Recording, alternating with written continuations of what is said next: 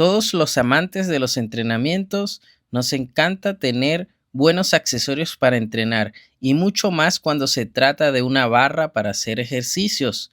Sin embargo, es difícil elegir y terminamos comprando algo que no nos gusta o no nos sirve para lo que necesitamos.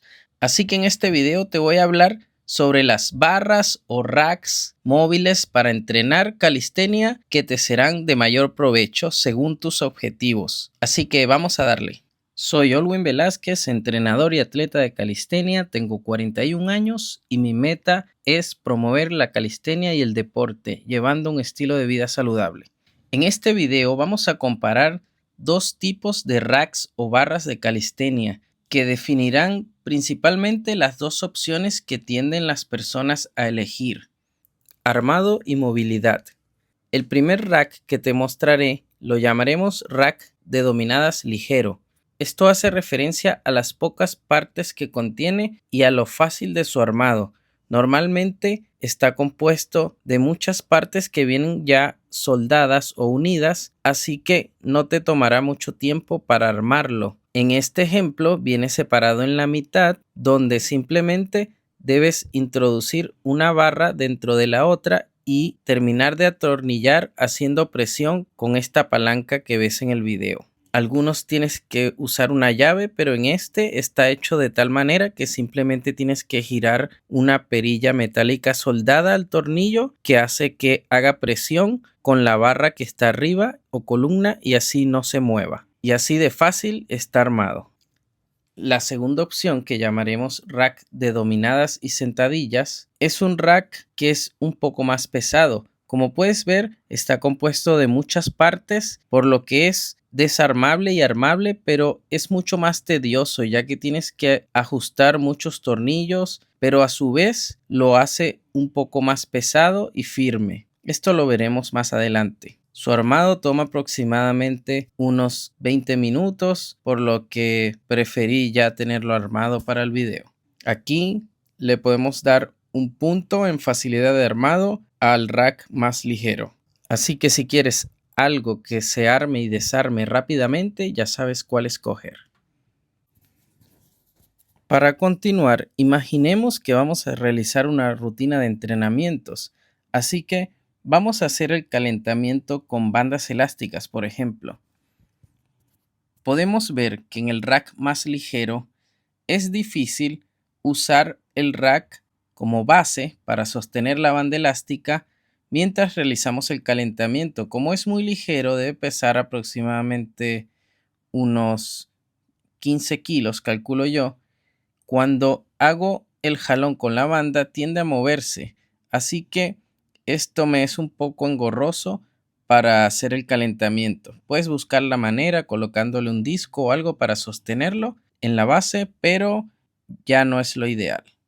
En cambio, en la opción del rack más pesado, sí puedo usar una de las columnas como base para sujetar la banda elástica y realizar el calentamiento de buena manera. Inclusive le saqué los discos para que vieran que no tiene nada que ver y se puede utilizar con ese mismo peso. Así que aquí le daría un punto al rack más pesado por su utilidad para usarlo como base para sujetar la banda elástica para el calentamiento. Como saben, doy muchas de mis recomendaciones en base a lo que yo mismo realizo con mis entrenamientos, que son 100% reales. Así ustedes pueden tener una visión de cómo lo utilizarán en un entrenamiento en la vida real. Vamos a plantearnos unos ejemplos para ver cómo les va a cada rack. Supongamos que tenemos que hacer un entrenamiento básico mixto de empuje y tracción. En el rack más ligero pudiéramos hacer un entrenamiento de australianas y de fondos en paralelas, ya que cuenta con dos extensiones para realizarlo. Y como el rack es más angosto, nos permite realizar el fondo. No podemos decir lo mismo del rack más pesado, donde al tener la barra fija arriba es muy difícil, tarda mucho desarmarla para armarlo en la mitad y hacer australianas, pero no vamos a poder hacer fondos en paralelas. Así que aquí le damos un punto al rack más ligero. Supongamos ahora que siendo principiante, quieres hacer un entrenamiento en base a realizar dominadas. Aquí te será muy conveniente utilizar el rack más pesado, ya que normalmente es un poco más alto, así que te puedes colgar más cómodamente.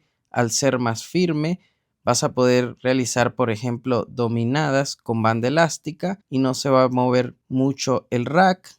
Puedes colgarte sin ningún problema. Aquí entra un poco la versatilidad del rack más ligero y más fácil de armar, donde puedes ajustar la altura y puedes colocarlo un poco más alto. Sin embargo, no tan alto como el otro, pero igualmente puedes realizar ejercicios como colgarte haciendo depresiones escapulares, amarrar la banda elástica y realizar dominadas con banda elástica, aunque se empieza a ver un poco que no es tan estable. Así que en este ejemplo le daríamos un punto al rack más pesado. Supongamos que ahora ya eres un atleta intermedio y quieres realizar un entrenamiento buscando aprender el muscle ups. Intentas realizar dominadas explosivas. En el rack más pesado te será más fácil y estable realizar la dominada explosiva. En cambio, en el rack más ligero te va a ser posible. Sin embargo, te vas a mover mucho. Vas a tener que tener cuidado.